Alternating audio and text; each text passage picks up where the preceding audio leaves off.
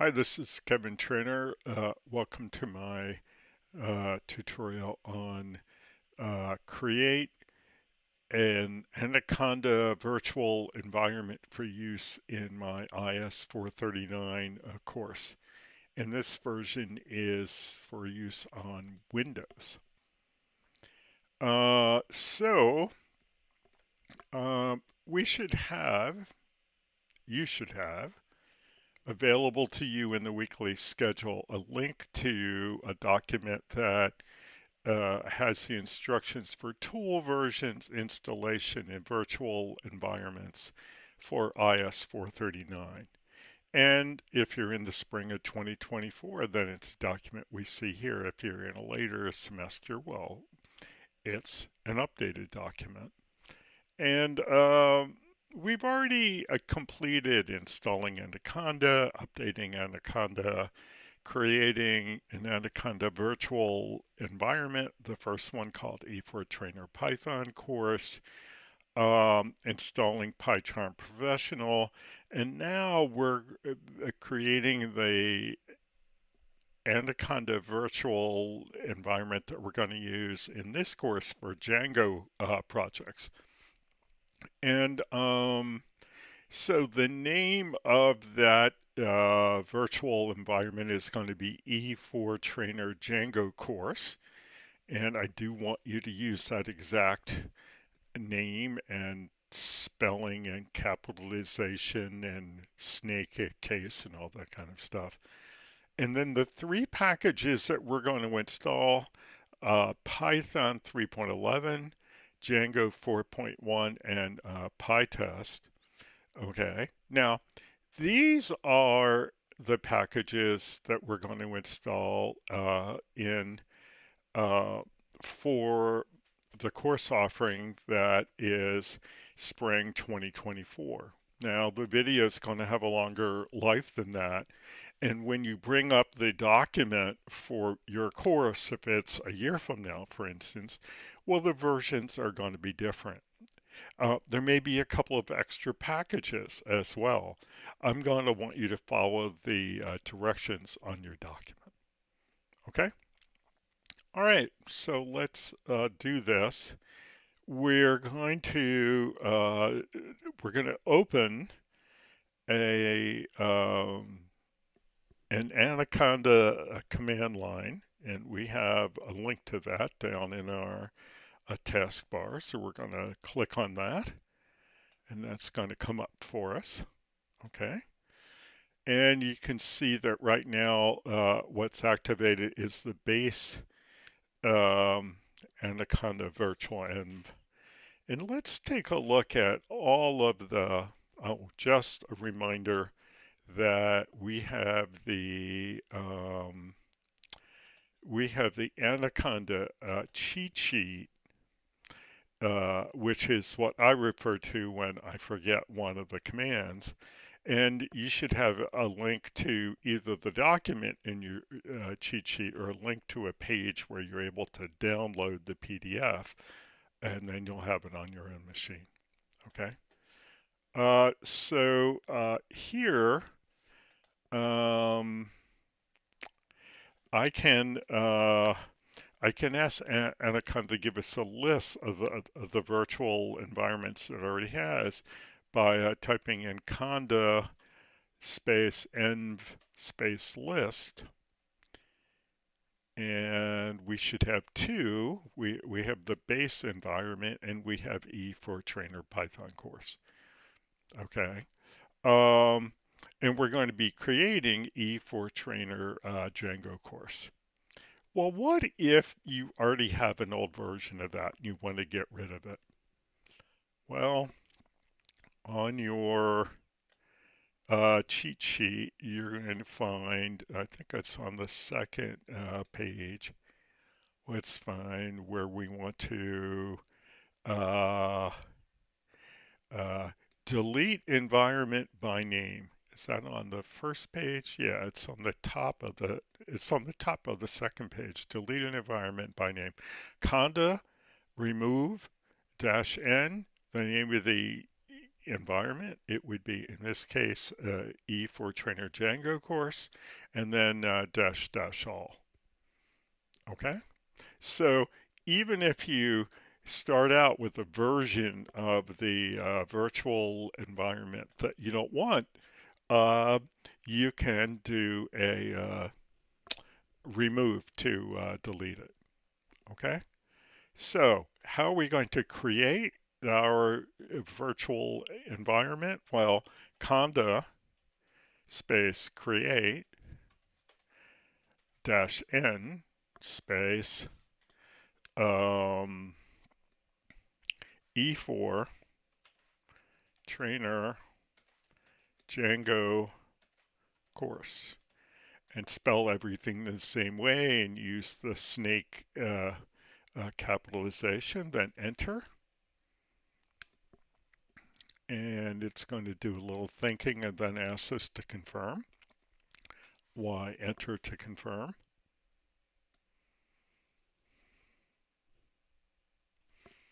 Okay. And again, we want Python 3.11, right? So let's before we can begin to install things into E4Trainer Python course, we need to activate it. So conda space activate space E4Trainer Django course. Okay, and now we can ask to install Python 3.11. Okay, so conda space install Python equal sign 3.11, enter.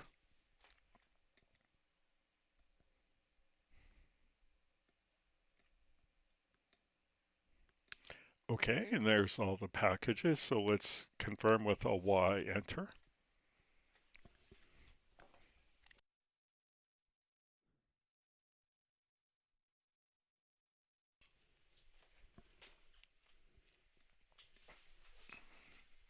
Okay, we're back from that. And the next thing we want is Django 4.1. So conda space install space Django equal sign 4.1, enter.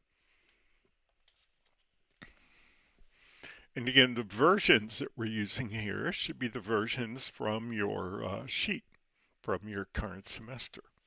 And let's confirm with a Y, enter. And in this case, there's going to be some downloading. Some packages are already downloaded and get installed without any downloading, and some require some downloading.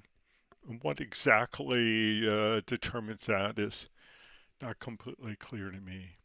And then the last one that we're going to use is PyTest. So conda space install space PyTest, enter.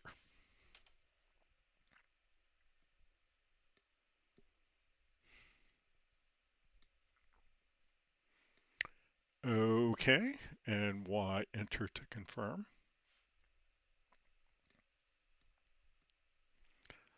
Okay, and then let's do a conda list.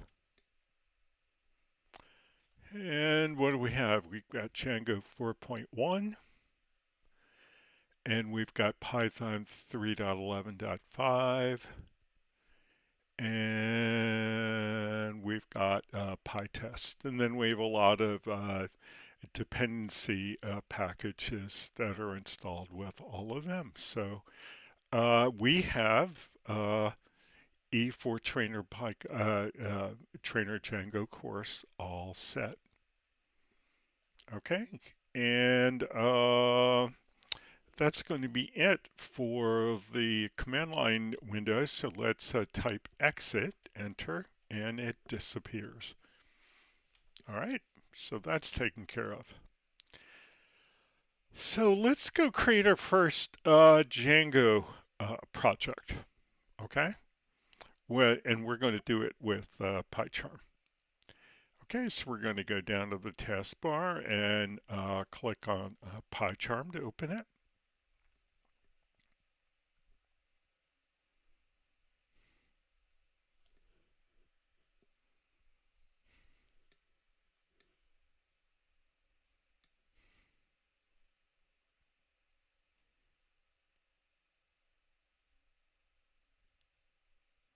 And here we go. Now on Windows, the project is sticky, which is to say, when you open it, you're going to see the last project that you had open on the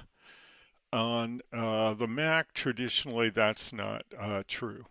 Okay, so how do you get the project that you want? Well, uh, make sure that you're in PyCharm. Then open the menu by clicking on the hamburger over here and pick File, Open, and then I'm sorry, we didn't want to open one. We wanted to create a new one. So let's go to the hamburger, File, New Project. That's what we want. So that brings us to the new project dialog. Now, it's not just Python, it's Django. So we're going to take the second option. Okay. And we can put those into PyCharm projects. That's fine. Let's give this a name. Let's call this first Django test. Okay. Now, if you've already installed Git and you're working with Git, well, then you could just check the box to make this a Git repository. If not, that's something you can do once you've already got Git going. I'm not going to do it. Uh, Interpreter type. Okay, so we want to pick custom environment. That looks like it's already selected. And then under environment, select existing. That's already selected. Under type conda, that's already selected. Under path to conda, that's already configured for us. And then the environment, well, let's take the drop down. You can see IS439 Django course. Now, if you didn't, you could click off of there and then click reload environments. Okay, and then it should populate all those. Then you should definitely be able to pick IS439 Django course. Are we done? No, we're not done. We have to check this more settings. And it's going to have here the settings for Django. So the template language Django, that's fine. Templates folder templates, that's fine. Application name, we don't want an application created for us, so we're going to leave that empty. And enable Django admin, that's fine. Now, I gotta say that it's only recently that these things are all kind of set the right way without us having to do further work. So maybe this is some improvement that's been made in PyCharm. I don't know. So we're able just to take all the defaults and then click on create. And let's say we wanted to put it in this window because we don't care about that other project. Okay. And you can see there's a lot of work going on in the middle of the screen. And then as time goes by, you'll start to see it happening at the bar at the bottom. Okay. And Microsoft Defender configuration, disable the protection enabled. I forget what we're supposed to do. It's recommended to add the following paths. Yeah, let's just do it automatically. So I click automatically.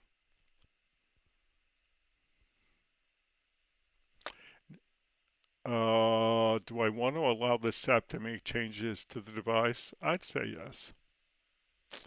Now, see over here down in at the bottom bar where it says it's indexing, now it's updating, it's doing all that kind of stuff.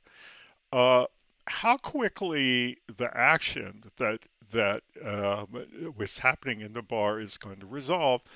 Again, it has to do with how fast your computer is, how fast your internet connection is, how busy sites are, all those things. Now we should be in the lower right hand corner, we should see that we're connected to the E4Trainer Django course um, virtual env. If not, we should be able to click on this and pick it, okay? If we don't see it there, then we ought to be able to go to interpreter settings, okay? And then we ought to be able to pick it here, okay? If we can't find it here, then we ought to be able to go to add interpreter, okay? And now, let's say that we couldn't find a way to make this work in the lower right. Well, this is just an easy way to get to what you can get to in the upper left. If you go to the hamburger and click on that, and then under File, pick Settings, okay, halfway down under Project is Python Interpreter. Here's again where you connect it to the virtual env. Okay, and again, if you can't find the one you want, you could go to Add Interpreter, Add Local Interpreter, then you would have to pick Virtual Environment or Conda Environment. It's Conda Environment. Okay, and then again, use Existing, click on Load Environments, and it should find all the ones that we've created, and from that you should be able to pick E4Trainer Django course. Okay, so even if it's not like I've seen people create projects and they forget to connect it to the right venv, or they forget to connect it to the settings for Django. So the settings for Django are under languages and frameworks, Django, and that gets you back to the things that have to be set. Now these are all properly set, okay? The Django project root, well, that's the folder that holds the Django project. The settings, well, that's where settings.py is. I'm going to show you that in a minute. The manage.py script is under the project, so it's under PyCharm project's first Django test, manage.py, and the other things are always properly set. Okay? Yeah. So even if you create a project and you don't have it properly configured, there's a way to recover. Okay? So Django projects have when they're created, a whole directory infrastructure is built underneath them. Okay, and one of the things that gets built right at the beginning is this internal directory that holds urls.py, settings.py, asgi.py, wizgi.py, all those things, okay? These are configuration files for your project overall, okay? Now, there are different practices that different camps of the Django world follow on what to call this, okay? One of the most common things is just to call it the same thing that you called your project. So that's why this configuration directory is called first Django test, and the directory that holds the project is also called first Django test. Now, this is what we're going to follow in our class when we do our big tutorial, which is called Easy University, or EasyU for short. We're going to follow that practice, and when you do your own final project, you're going to do the same thing. Um, Other people do different things. Um, One assignment that we're going to do, in fact, one of the first assignments that we're going to do is out of the Vincent text. And the practice that he follows is that he calls this configuration directory, he calls it Django underscore project. Well, that's a pretty good name. Um, there's another pretty influential author who calls it config. Well, that's a pretty good name too. There are some sites, older sites, where you see that they've called this my site, all one word, MYSITE. Okay. Now, if you're going to create a project using PyCharm Professional, if you're going to create a Django project, you don't get a choice. It's going to name it the same thing you tell it to name the project. That's a pretty good practice, okay? Um, when we start to work with the Vincent book, I have a tutorial for you that will show you how to create a project structure at the command line, the way that he does it in the textbook, and that will allow you to make these different, to have one name for the project and then to call this config directory uh, what he does, Django underscore project. Okay? But if you're going to do it in Django, that's what you're going to get. Okay. Um, Now, the the typical thing that we do here, where we've created a Django project, is we're going to start a Django development server, and then we're going to look at the landing page for Django. Okay, so how do we start a development server? Well, we go up to the burger to turn on the menu, and then we pick tools, and down here we pick run manage.py task. Now, it's possible that you might get here and run manage.py task is still grayed out. Why is that?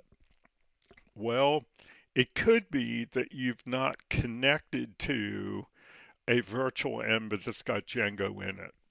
Okay, that's not too likely, but it's possible that you're not connected to the virtual env, or you haven't set the Django settings.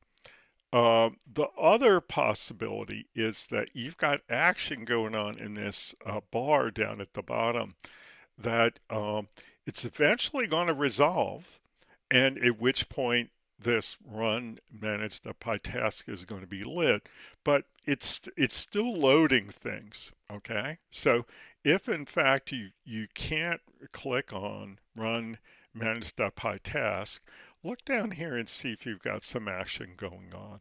If you have action going on, if you wait for that to resolve and come back here, then you're probably going to be able to run manage.py task. So we're just going to click on that. And it pops up a little window in the bottom. Okay. And this runs that utility program called manage.py that was generated for us. And that's the program right here. It's in our project. Okay. And so what do we do to run the server with manage.py? Well, it has the sub command run server, runserver, enter, and then it prompts us for further arguments. We're not going to use any, so enter again. and then it starts the server and it gives us a link. So we're going to click on that, and that's going to open the browser. And here we are. Here's the landing page for Django 4.1. So we've properly started the development server for Django 4.1. Um, we've created a virtual env that's going to work for that just fine. Okay, great. So let's close the browser. All right. Now that server is still running. Okay. Um, what if we want to stop it? Okay, well, the instructions for how to stop a Django server is that you get in the window and you press Control C. Well, you can do that all day here, and that doesn't work because that's not the way things work inside of PyCharm.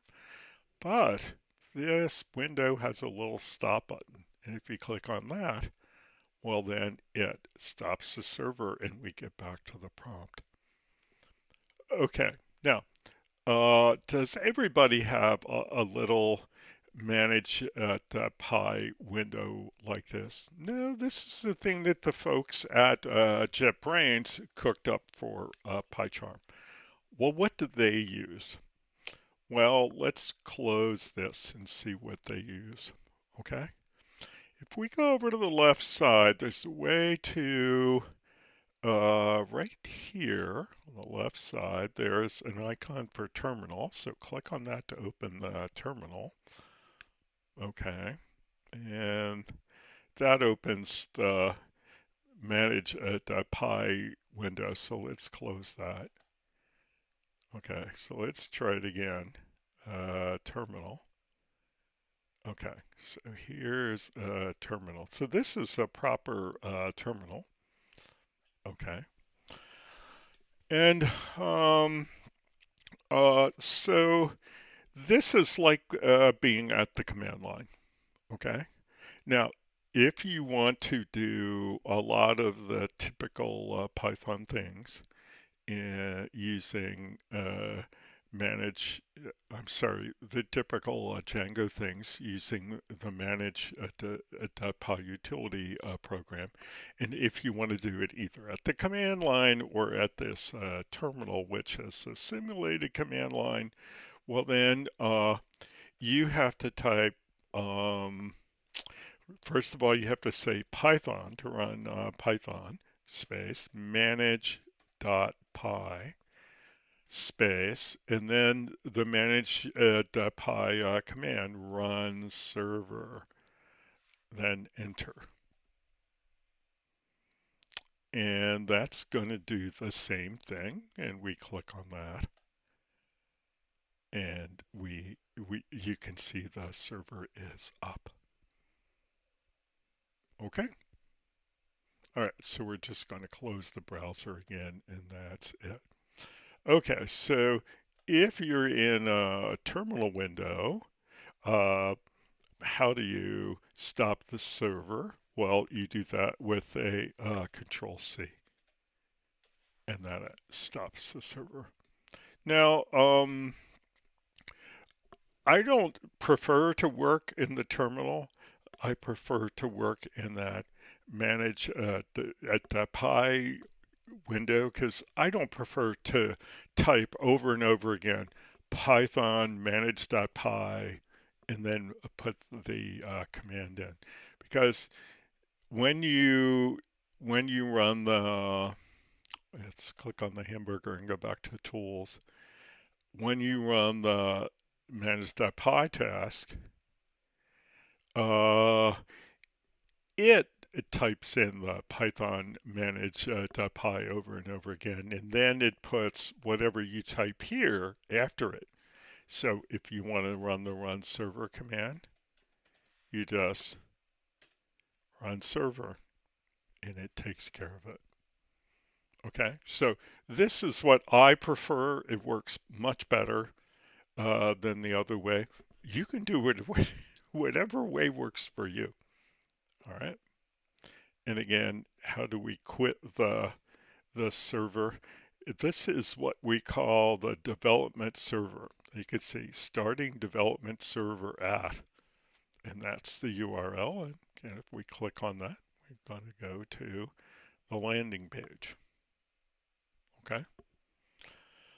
Okay, so we know everything is connected, and we did the install the right way, and we can stop the server by clicking on that. Now, when we're working in Mac OS, there are times when if we forget to stop the server here, and we exit out of PyCharm, we come back in and the server's still running. Okay, they may have fixed that in the last couple of weeks. It's a little bit unclear to me, but typically in the Windows version of PyCharm, uh, if you close the PyCharm project, it'll remember to close this development server for you. So I'm going to leave that running, and I'm just going to uh, close or X out of PyCharm. Okay. And then let's open up PyCharm again.